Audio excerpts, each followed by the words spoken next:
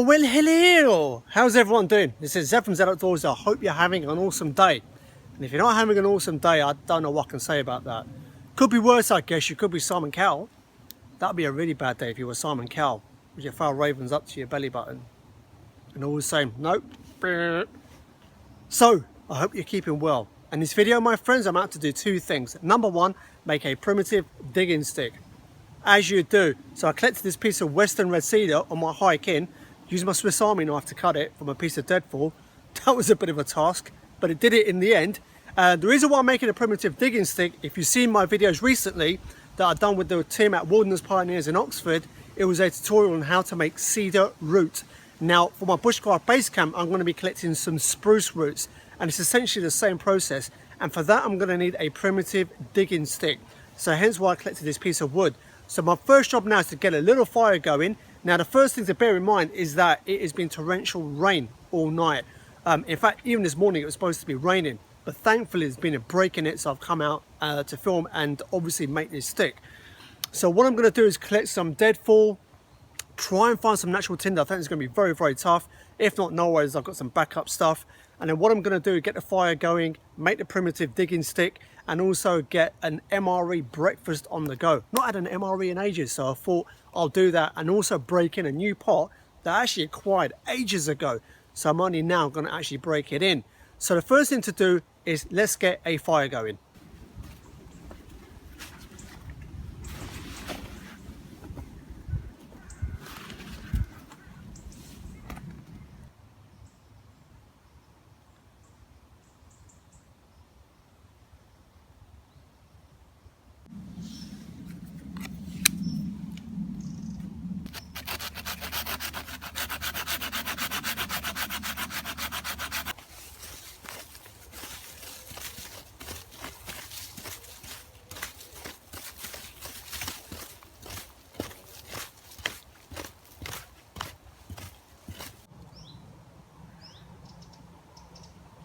So I've got the area all cleaned out on the floor, got all the kindling, got the bigger pieces, got the thinner, smaller pieces, and got obviously the immediate stuff here. So before I get the fire going, two things to prepare. I've got to get the pot ready to make the MRE breakfast, and I've also got to shape up this digging stick. Now when you watch the tutorial on Wilderness Pioneers, you know what I mean. But I picked this piece of red cedar, Western red cedar, I'm pretty sure it was that. It's got like a natural bend in it. I don't know if you can see it on the focus, but it's got like a natural double bend here. And I'm thinking it'll be good like this. So in that way, it's a good kind of ergonomics. You're basically digging, even though you're rowing a really dodgy boat. So I've got that. Now this bit's kind of fraying off here. I'll kind of shape that up to clean that up. But essentially here, what you do is you put a chisel. That is really all you would do, and then you heat it up in the fire to harden it. Now the one thing I have done my research on is, rather than doing equal size in terms of the chisel, what I've seen is recommended is, rather than like that, is to go a little bit like that. So one side is a little bit more kind of like flush, and in that way that's supposed to give it more strength. Whether it does, I have no idea. But what we're going to do, we're going to shape that up. Now what I bought with me, I usually have my Grand Force brush. Hope I pronounced that correctly for my Scandinavian friends. I usually have the small forest axe, but I don't really need that today. So instead, somewhat more compatible, I bought my hand hatchet.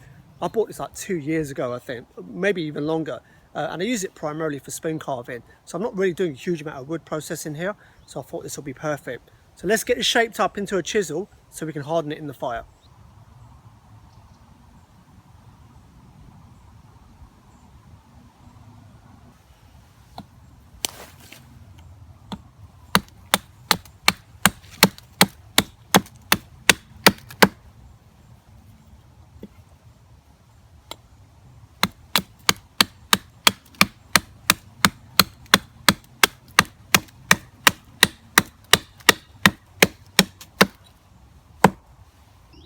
So here you go, the carved up piece. So you can see one side is slightly longer than the other, so that's kind of like the angles. And then you take off the other angles too. And at the end, you don't want it too pointed, you don't want it too blunt either, because obviously it's got to have some digging power. But to give it some strength, I've kind of left the end bit, if you can see there, a little bit squared off still. So now we've got our primitive digging stick all shaped up. The other thing we need to get ready to put on the fire is this bad boy, the Pathfinder cooking pot. This is a larger one that they do. I actually bought this last year, just haven't gotten around to using it. But it's just quite a big pot and I just haven't had the need for it up until now. And that is obviously my bushcraft base camp. I'm going to be doing a lot of baking and a whole bunch of stuff. So obviously this will come in use. At the moment it's looking a bit too shiny. I'm not going to do a review on this, there's hundreds of reviews online. Essentially it's just kind of got different locking positions for the bail. It's got butterfly wings, you know, to kind of hold it like that. It's got a spout. And that's it. It's a stainless steel pot. It's a fantastic pot because I've seen loads of people use it and obviously I've never heard anything bad about it. So what I want to do is kind of get this on the fire, and what we're making today is a personification of a lazy breakfast, and that's a MRE, which is basically a British Army ration pack. And this is the breakfast, which is vegetarian sausage and tomato breakfast. Now this I bought ages ago at an outdoor fair. This is the actual company that makes the official MRE. This is just a civilian packaging, and inside it, it's just literally the same MRE that the British Army gets. There's two ways of cooking this. You can put this directly on ashes and that will heat up. It's quite a tentative way of cooking it. You've got to be a little bit careful. Or the real recommended way is to put this, squeeze it into the bottom here, put water into this, enough just to cover it, just about. Heat up the water and the water will heat this up. You can actually eat these cold, but I want to eat it hot. And so with the same water, once you take this out and this is heated up, ready to eat, you use the water for a brew. It's a hard life, isn't it, this business? So let's get the pot on.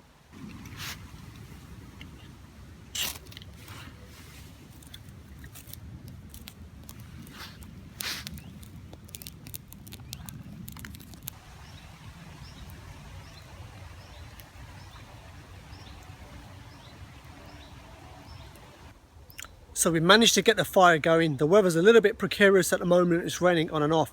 Fingers crossed it stays off. British weather, huh? And speaking of British, I want to give a shout out to an awesome channel.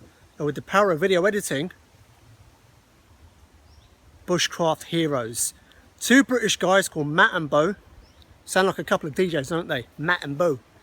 And they're awesome guys. And they're living out in Canada and they're doing some fantastic stuff. At the moment, they're building the most incredible treehouse. It's one of those you've got to see it to believe it. And they're using some really good greenwood working techniques and a variety of other bushcraft skills also. They present really well on camera. They've got perfectly shaped noses, unlike myself. They do some great editing and they're just a real joy to watch. They're really funny guys also. Not funnier than me. Well, maybe, I don't know. I think I've got to let you guys decide whether they're funnier than me. But they're great guys. And all jokes to one side, they're doing some fantastic stuff. As you know, on my base camp, I'm looking for a lot of inspiration and ideas, and I'm watching certain YouTube channels to get those. And Bushcraft Heroes is one of those channels I'm getting a lot of inspiration from. They really are just an absolute joy to watch, and it will mean the world to me if you go and check those guys out. I'm going to put a link in the description below this video. If you head on over to this channel, if you like what you see, definitely hit the subscribe button and let them know that I sent you over. I'm pretty sure you won't be disappointed, and hopefully you'll be enjoying them as much as I do. So that's Bushcraft Heroes, a fantastic channel. Link in the description. Go and check those guys out. So time to get the Pathfinder on. What I've done, just to show you. So I've squeezed the MRE right into the bottom and just put just enough. I've got to tilt it, so hence why it's at an angle. But essentially the water just about covers it, and it's more than enough water for a cup of tea.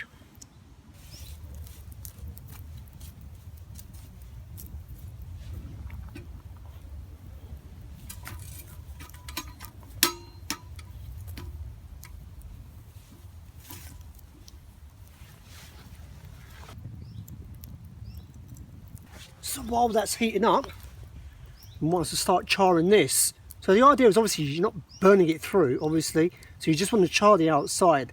So you just want to kind of keep your eye on it as you put it on the fire. And obviously we just want the tip to char up and harden.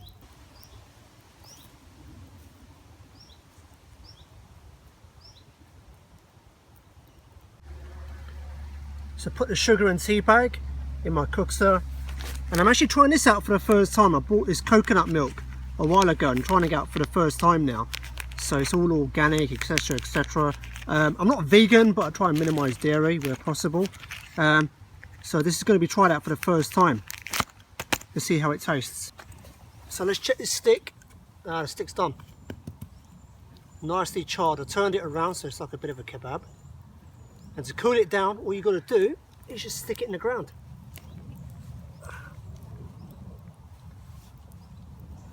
And basically the moisture in that will kind of slowly cool it down. You don't want to kind of dry it quickly. Cool it down quickly. You want to cool it down really slowly so that should kind of be done. Now let's see where we're at with our water. Where's my little sticky magic gone? There we go. Let's see. Brought him nicely. The bag's done as well. Got to remember that bag's going to be piping hot, so that's looking done. Perfect. It's actually empty. Bit of debris on. You don't want fibre in your tea. That's it. Just a couple more minutes and that's done. So time to get a Michael Jackson gloves on. Right, let's take this off. It's nice and hot. Just burn the debris from the top. Now the good thing with this, hopefully this does work, but it actually stays on. Obviously the MRE is still in there, and we can just pour the water out.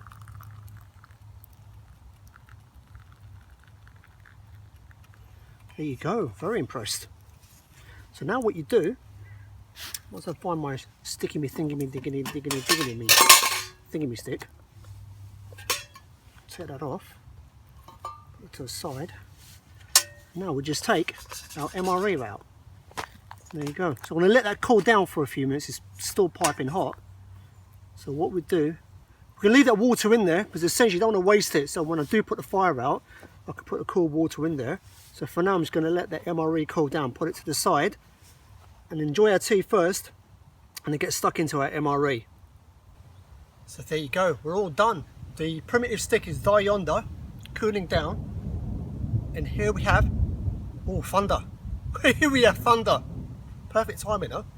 So we have a cup of tea, and I always like to salute those of you that are not able to get it for whatever reason, their health and financial, etc. Here's to you. Cheers. And once again, I hope you're all keeping well. Actually, I've got a question for you. This coconut milk is really nice, by the way. A question regarding powdered milk. So obviously this is powdered coconut milk, and obviously I also carry powdered dairy milk. The problem I always have when I put it in brews is it coagulates. If any of you got any advice how to avoid that, let me know. I did do some research and it did suggest when using powdered milk that I think you put it in a little bit with cold milk, turn it into a paste, and then obviously put your brew in. I've not tried that, but if you've got any tips or advice, let me know in the comments. I'm always kind of looking to learn. It always coagulates when I put it in, so even the coconut milk coagulated. So I had to give it a good beat and I slap it around with a spoon just to kind of get it to settle. So if you've got any tips or advice regarding powdered milk and coagulation throughout the entire nation, let me know. So now we've got the MRE. Now you need to put your gloves on. Michael Jackson salute. Now what you need, one thing I always found you need, is either a beanie or a shamag, because this is still hot. And what you do, and actually a couple of things I do want to quickly cover. So the MRE, and obviously this is the hydrated version, so liquid version, so it's typically heavier. Now obviously the pack comes like this and you cut it technically across the top. And I just had a very simple tip from my buddy Darren, aka Funky Prepper, a while ago, a long time ago in one of his videos, that you just turn it sideways and you cut along the top, and in that way your spoon goes a lot narrower. So it's a simple solution now, but sometimes the simple solutions always work the best. So that's what I started doing now. So I started turning it sideways, and therefore it's easier to kind of get access to all the food. And one thing I'm going to mention to those of you that are more new, the ones that are experienced will kind of know this, but this is the titanium long handle spoon that I use pretty much. And these are quite common. You have different varieties. Now if you notice, this is slightly square. I don't know if you can see it because the camera's a little bit far, but it's typically come quite square, and obviously these are quite long. Now the reason why these are long is they're actually designed for MRE packs. So if you can see, designed to go right to the bottom of the pack. And also the reason why they're square is you can get right to the corner of the pack. Now this is more important when you're eating dehydrated meals, and obviously with dehydrated meals you put water in, seal it up, and then kind of let it kind of stew for a bit. and then open it up and then mix it around. So these are fantastic to getting right into the corners and getting all the dried bits out and being able to give it a good mix so you can hydrate everything. Because when you're eating and you eat a dehydrated part of the meal which is not being hydrated, it's not very nice. So that's essentially the reason why, you know, these are around. These are designed for MRE packs. So I thought I'd mention that for those of you that may not know. So let's get this opened up. What are you waiting for, Zed? So like I said, these are hot in a sense of temperature. So it's always a good idea just to kind of give it a little mix.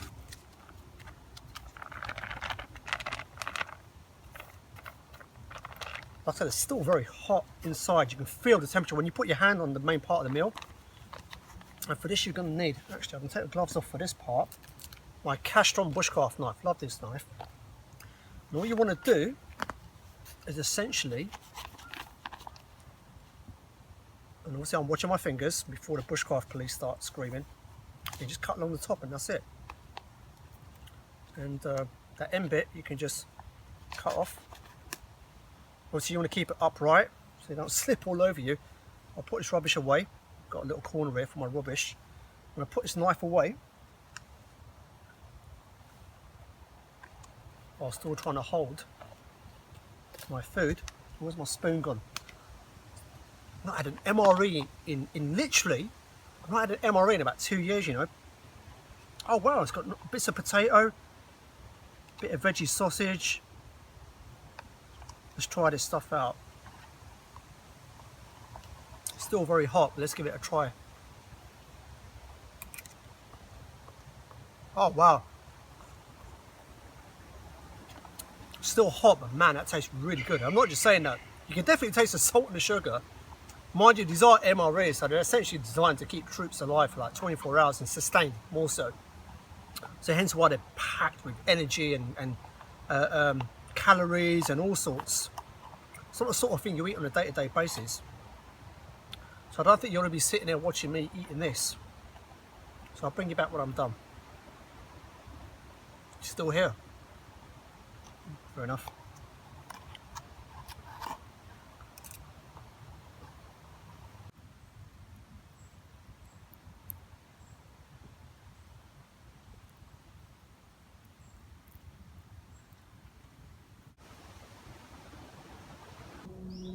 So there you go guys, that is a wrap for this video, and we have made a primitive digging stick, as you do. So I mentioned earlier on in the video that I learned it by watching the tutorial that was done by the guys over at Wilderness Pioneers, who I've also done videos with on my channel. I'll put a link to that below, definitely go and check that out.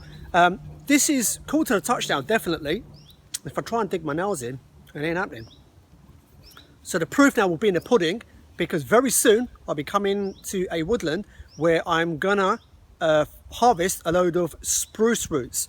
So we'll know then whether this has worked or not. Like I mentioned before, when I harvested this kind of split off. Don't know if you can see it. But when I get home, I'm gonna shape this up. So obviously it's not digging into the hand. And also there's a few nodes and stuff coming out here. So when I get home, I'll just kind of like clean those off. So basically smooth to the touch. And in that way, you know, I don't get any friction basically when I'm going to dig up the roots. Also, I mentioned the guys over at Bushcraft Heroes, Matt and Bo. Oh, selector. So definitely go and check those guys out. I'll put a link below in the description. They're putting out some fantastic content, and I really do mean that. It would mean the world to me if you go over there, check them out, like what you see, hit the subscribe button and let them know I sent you over. So we have begun the preparation for Bushcraft Base Camp. I've got a lot happening over the coming weeks. So stay tuned to the channel. If you haven't subscribed already, be sure to click the logos on the screen and subscribe. And like I said, I've got a lot of videos coming up over the coming weeks, primarily at the base camp, and I've got a lot of cool stuff planned also. I'm trying to think if there's anything else. I think that's it. So, as always, I hope whatever you're doing, you have a blessed day, a blessed week ahead. This is Zed from Zed Outdoors. Peace out.